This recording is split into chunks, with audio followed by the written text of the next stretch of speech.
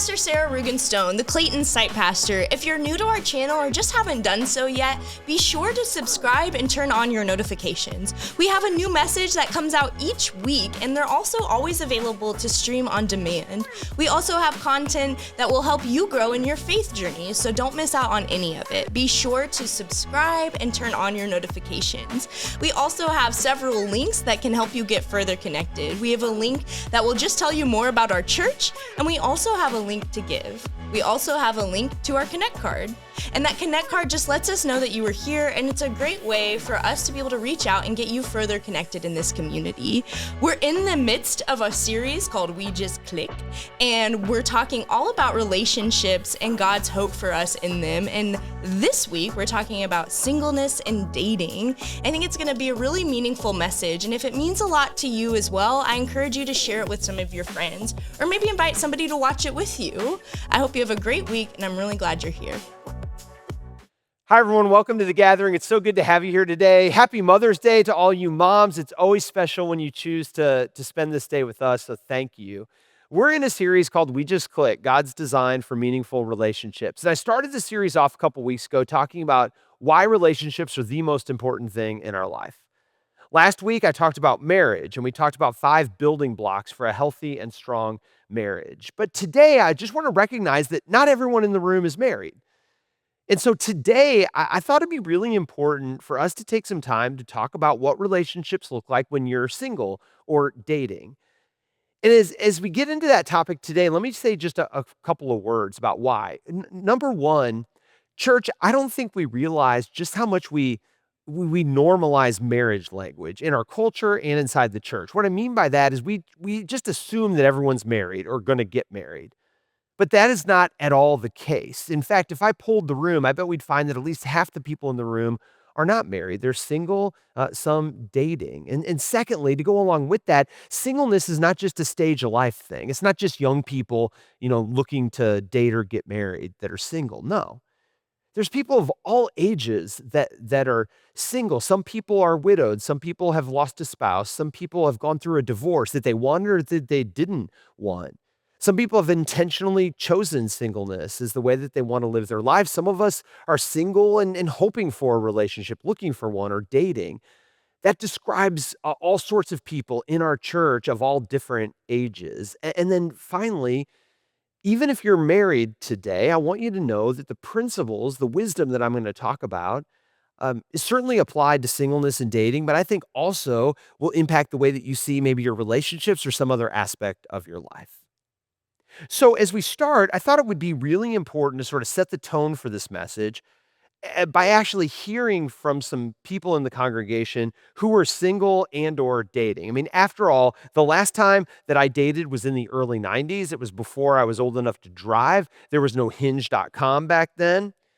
So I thought maybe it'd be important to actually talk to people who are dating or who are single like right now.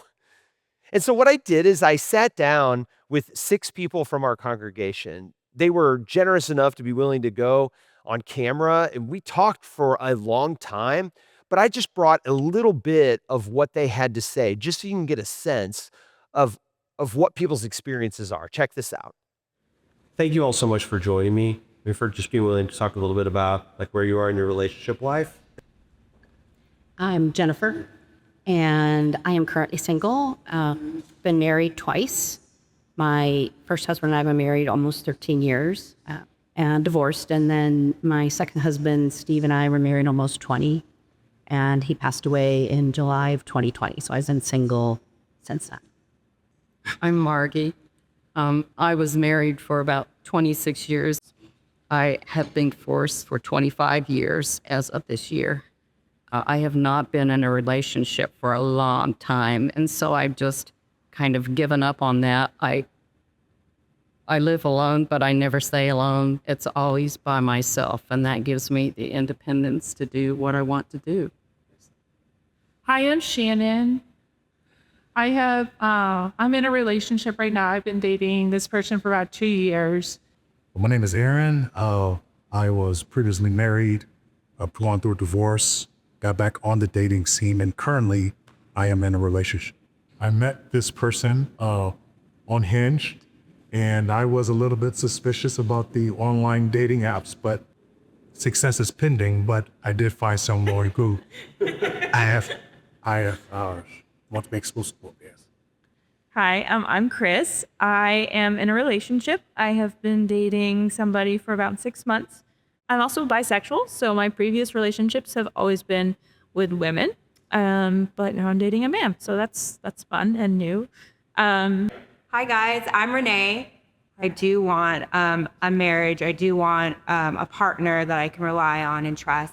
I think when you get to a certain age and you realize that you may not find anyone else to be a companion with, you can still have a fulfilled life. So I think when it comes to intimacy, I grew up in a very traditional evangelical church. And I have deconstructed some of that. And now I'm in the process of trying to reconstruct what is my sexual ethics now? How does God want me to engage with sexuality in a more integrated way? Do I know if it's right? Is it not right for marriage? Those are thoughts that I've been struggling with recently. I don't know when that clarity will come, and it's frustrating because it feels like, I don't want to put a time limit on it, but at the same time, I don't want to continue to go down a path if it's maybe not the best. I have, been on the dating apps and off the dating apps a couple of times, and went on a couple of dates, and it just didn't click. And no pun intended. And had some experiences with the person really not being who they say they were, and a little bit of fear with that. I'd like to meet someone organically. Like, I want to get to know you and asking questions, and then you're getting like crazy pictures, and you're like, okay, canceled, block. The good thing I would say is if there are people who are sincere in their interest in meeting people, sincere in their interests in being in exclusive relationships. And what I have found is that there are people like me who dealt with shame after divorce or long relationships, but have found comfort in knowing that there are still people out there or available for looking for similar things. In addition to this conversation, I also got so many of you that gave me feedback on social media, that wrote me, direct message me, and you're going to hear some of your thoughts and quotes throughout today's message. And so today's message really is sort of in response to so much of what I heard from single people in our congregation, questions they had, struggles they had, things that they wish the church would talk about or knew. And so today what I want to do is I want to talk about how the Bible can inform our place of singleness or dating. And there's no place in the Bible that just says, here's what I have to say about dating, or here's what I have to say about singleness. But the Bible does offer, I think, a lot of wisdom for people who are navigating singleness and or dating. And so without any further ado, let's just jump right into it, because there's a lot that I want to share here. First, let's talk about biblical wisdom for those that are just in the midst of being single and trying to make sense of that, whether it's chosen or not. And what I want you to know is singleness in the Bible is a gift, not a gap. This is sort of the starting place, really. The singleness is a gift. It's not a gap. What I mean by that is singleness is not some problem to be fixed, but it's actually a gift to be affirmed. More so than today, the Bible was written at a time that just assumed that everybody would get married. It was assumed, and in fact, if you didn't get married, people thought there must be something kind of wrong with you. And in so many ways, we've sort of inherited that kind of an understanding. So I want you to imagine that in the midst of that world, just how different it was. First of all, that Jesus was single, which is probably a sermon unto itself. But then Paul, who was also single, wrote these words. Giving other single people wisdom, he wrote this. He said, I wish that all people were as I am, that is, single. But each has his own gift from God. One person has this gift, another has that. I say to the unmarried and to the widows, it is good for them if they remain as I am. In a day when marriage was so expected, here Paul is not only saying, hey, to be single is okay. Paul's saying it's actually good. he's kind of saying it's actually better. And I want to start here because we so often, I think, in our culture see singleness as a problem to be solved or some kind of gap to be filled instead of a gift to be affirmed or even like a sacred season in life. But so many, especially in the church, don't see it that way. But Paul teaches us this, that singleness is valid and valued. That came directly from one of our single people here in the church, that singleness is indeed valid and valued. Practically speaking, what this means is married people. This means you don't have to ask single people all the time. You don't have to ask them if they're dating anyone. You don't need to try to fix them up with somebody without their permission. You don't have to say sorry like some people told me that their friends say to them. You don't have to assume that they want something that they haven't said that they want. As one person wrote to me, they said this, I'd want people to know that being single isn't as daunting and as lonely as other people make it out to be. I've been able to invest more deeply in my friendships, have much better sense of self as a single person than I did in previous unhealthy relationships. Another woman in our congregation wrote this. She said, I didn't choose to be single, but I want people to know that I'm not incomplete without a current romantic relationship. Single people who are listening, I really want you to know that not just this church, but God does not see singleness as a gap, but rather a gift that can be affirmed. Singleness can be a sacred season of growth, of discovery, of fun, of faithfulness. For some of you, this season might just last for a bit. Some of you might want to get through it. Some of you maybe have chosen it as a way of life. But no matter what, in God's eyes, singleness is a gift, not a gap.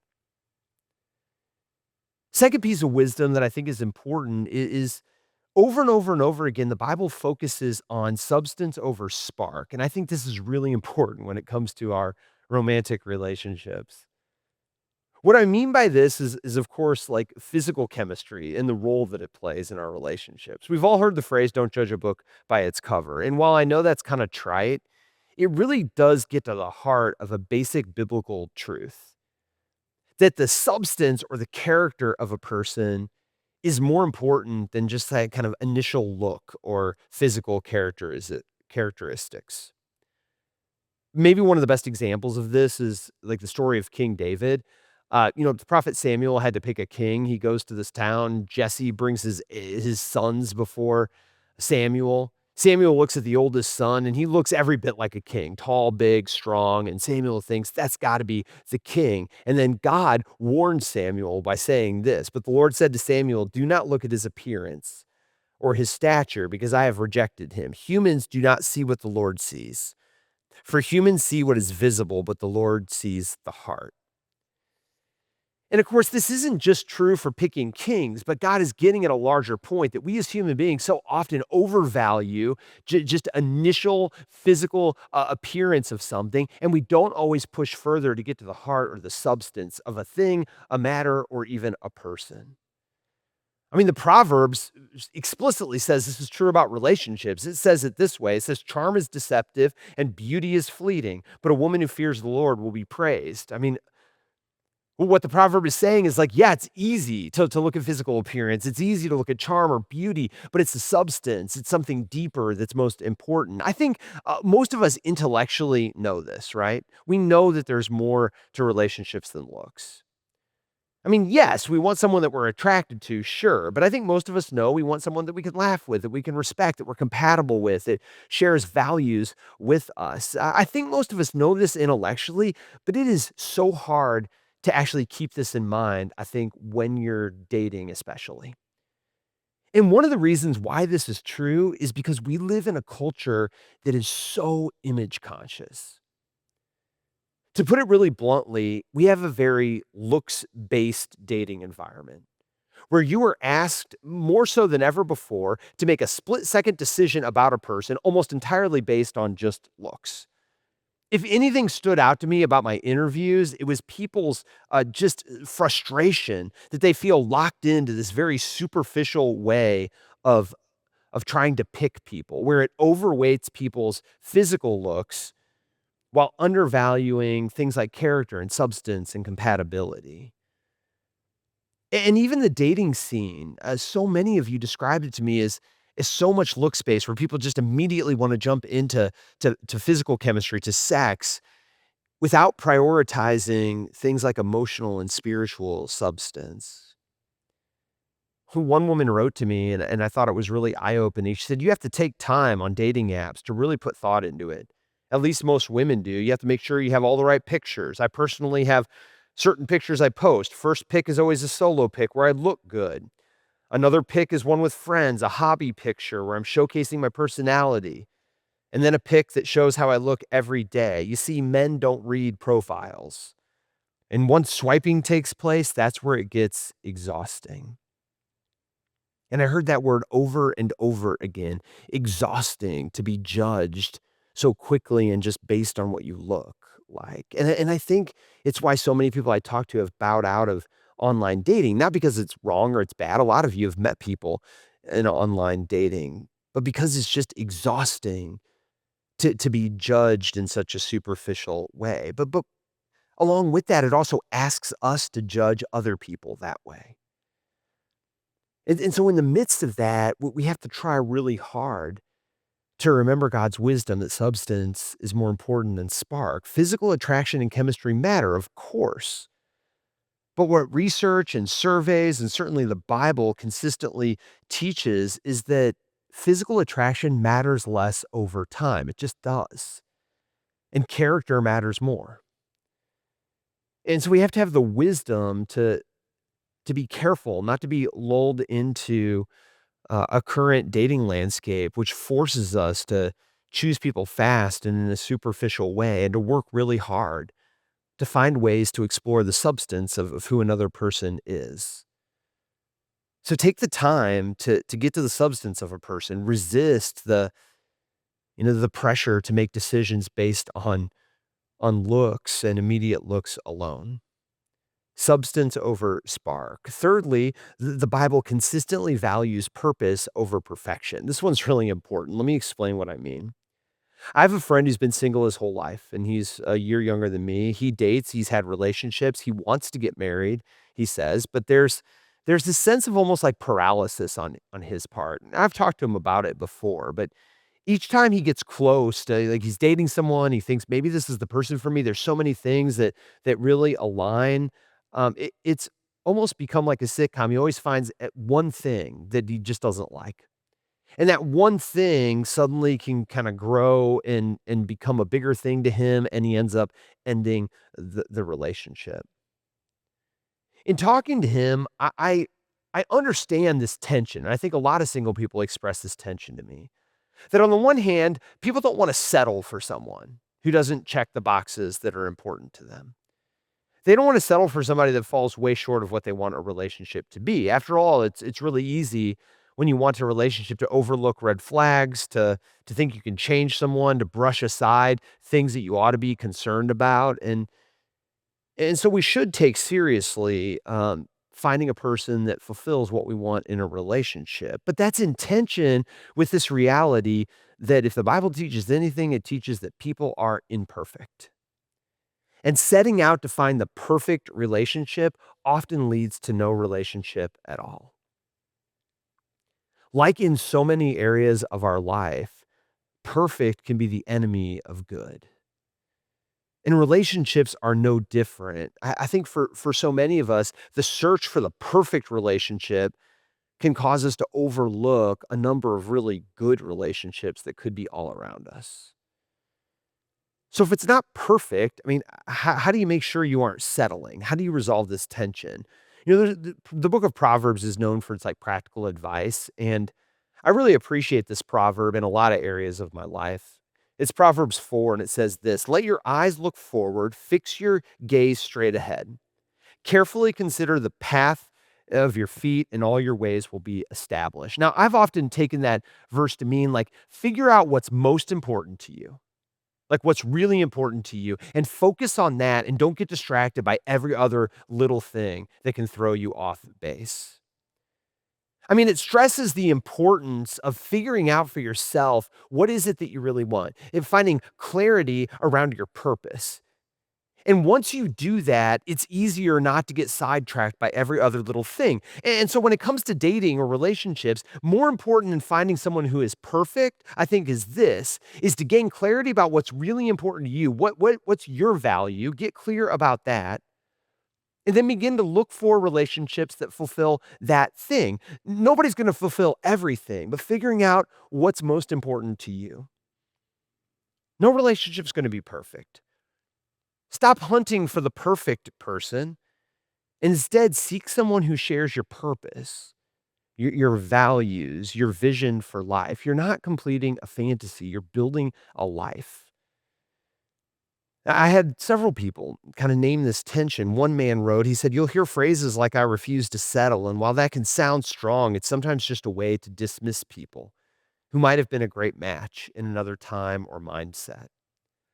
Another woman talked about kind of the struggle of this. She said, "What's really challenging about dating is the illusion that love just happens or falls perfectly into place for other people, and that somehow I'm outside of that magic.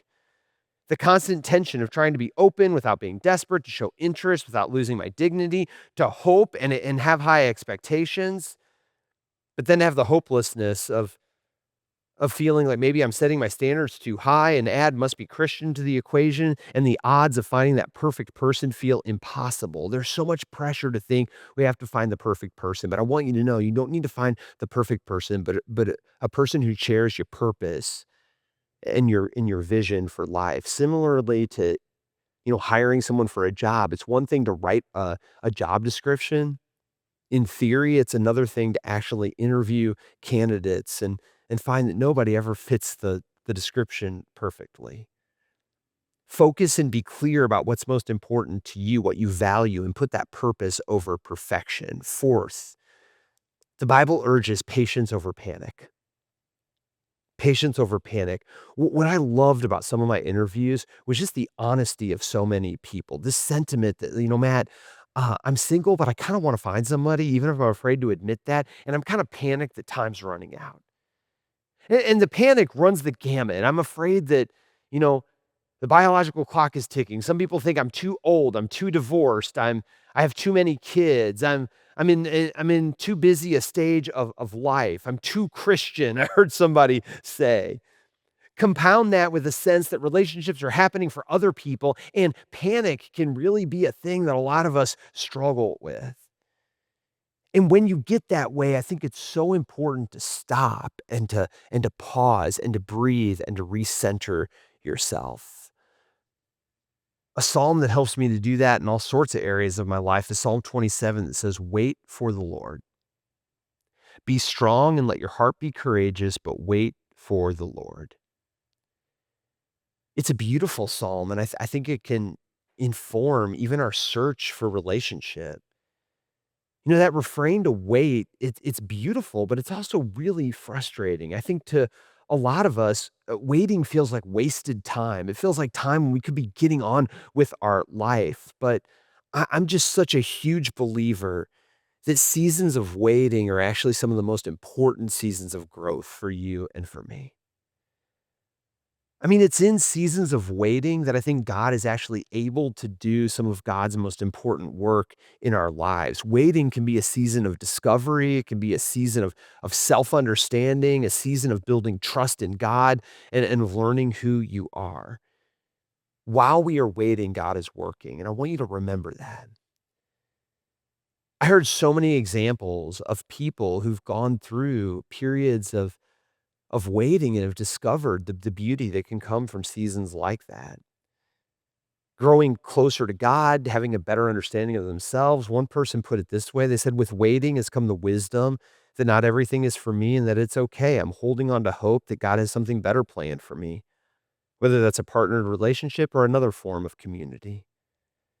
Another person said, "I feel like being single by choice for the last 15 years has really enabled me to get to know myself and work on myself without having the distractions of making a relationship work." Another person said, "I found this card that said, 'Relax, God is in charge.' And when I feel lonely, I think about that.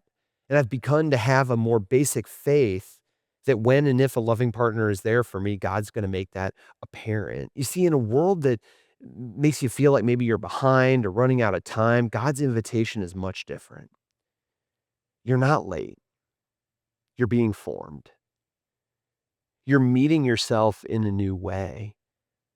You're seeing friendships in perhaps a deeper way. You're learning to trust God in maybe a greater way. You're growing in perspective. And oftentimes, after seasons of waiting, we discover that we want something different out of the relationships in our life. It gives us that sense of clarity. Panic tries to convince us, well, what if I end up alone? But patience says, God is still doing something and kind of writing my story. So it's really important, patience over panic. And then lastly, the Bible ultimately lifts up connection over coupling. I hope you appreciate my alliteration, but what I mean by this one is that relationships is what's important, not the kind of relationship necessarily.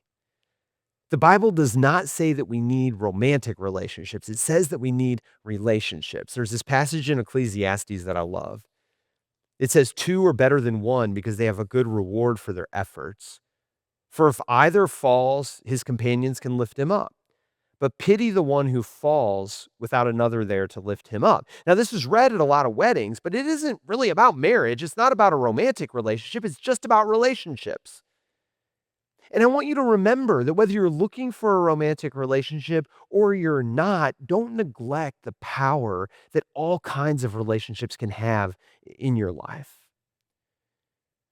And to some of you, I want to dispel the myth that finding that right person in a romantic relationship is somehow going to solve all your need for other people. It's not. The dated line from that movie, Jerry Maguire, it's a lie. The line is like, you complete me. And the truth is, no other person is ever going to totally complete us. We need a lot of different kinds of relationships to experience the full joy of how God made us.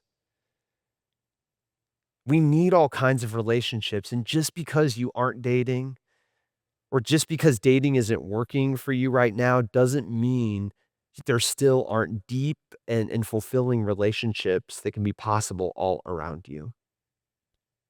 And an overwhelming number of single people that I spoke with actually found that during this season of life, friendships can actually be stronger. One person said this: I have healthy relationships with my family and friends. Another woman told me much of the time I'm not lonely. I have a full community of friends and family, fulfilling work, creative outlets, and adventures. Friends, finding that person to be in a romantic relationship with, if that's what you want, that's a beautiful thing, but it's not everything. It doesn't complete you. What we need is connections and not necessarily romantic ones. Romantic relationships aren't meant to be a magic bullet to meet all of our needs. So don't underestimate what friendships can mean to you during this time. I think ultimately, as we close, my own eyes were opened as I explored this topic more fully, and I want our church to be open to the fact that we're in all sorts of different places in our romantic relationships in this room. And that singleness is not some gap to be filled or problem to be solved, but it's a gift to be affirmed. And singleness takes a lot of form. Some of you chose it, some of you didn't. Some of you want it, some of you don't want it. You're in different ages. Some of you have been in a relationship, some of you never really have. And what I want you to know is you're not incomplete simply because you're not in a romantic relationship or you haven't found that person yet. And so as we close, I just want to say this for those of you who choose to be single, we honor you as a church, and God, more importantly, honors that choice as a gift. And I hope today you feel affirmed in that, seen in places where you're often overlooked. To those of you who are looking and searching and want that relationship in your life, maybe some of you are frustrated. I want you to know you're not alone. And ultimately, I would want you to know that you don't have to panic. I deeply believe that even right now, in the midst of this in between time, God is working in your life in a beautiful way, even if you can't see it. And I hope you know that right now, God is preparing you for whatever relationship lies ahead. So I hope you'll join me in prayer. Gracious and holy God, I want to pray, especially for those of us who maybe don't fit what we look around and so often think is the mold of marriage. So some of us are single and we're quite comfortable that way. Some of us have even chosen it. And today, God, I pray that you would fill those people, help them to experience the beauty of all sorts of other kinds of relationships that can provide fulfillment and community in their life. God, for those of us searching, some of us really frustrated, help us to pause. Help us to wait for you. Help us to trust that even right now, you're doing something in us and in our relationships that will prepare us for something beautiful in the future. In times of frustration, help us to return to our trust in you. And for those of us who want it, I pray that those relationships would manifest themselves, would become clear. God, continue to work in and through us. We give thanks to you through the one who is in deep relationship with us always, Jesus Christ, our Lord. It's in his name that we pray. Amen.